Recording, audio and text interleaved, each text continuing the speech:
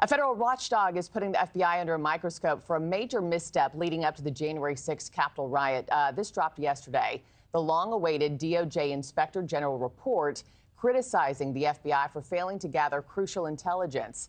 The report coming the same day that President-elect Trump vowed to pardon rioters within minutes of taking office. NewsNation's Brooke Schaefer joins us now with the latest this morning. Brooke, good morning to you. What mistakes does this report say the FBI made?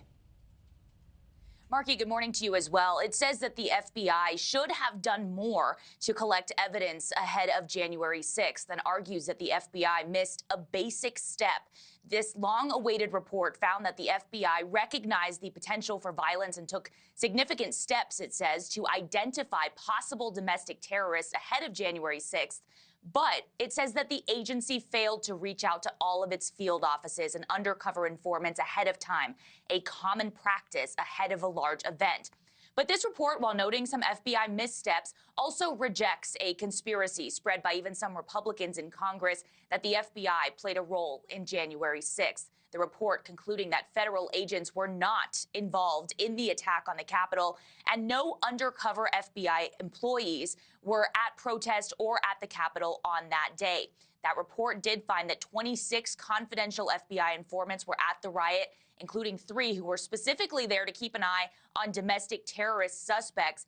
The rest, though, appear to have attended of their own free will. None of them were authorized to break the law or enter the Capitol.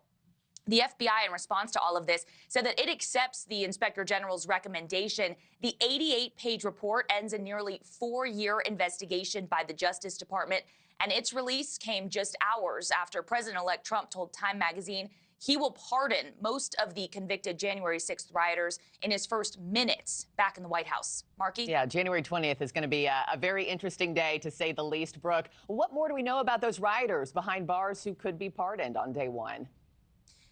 Yeah, there's several high-profile figures that could be in line for pardons if Trump follows through on that pledge on day one back in office, including Henry Enrique Tarrio. He's a former Proud Boys leader. He's right now serving a 22-year sentence for orchestrating the group's role in the Capitol attack. There's also Jacob Chansley, the so-called QAnon shaman.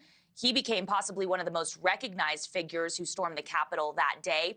A judge sentenced him to more than 3 years in prison, though he was released earlier this year.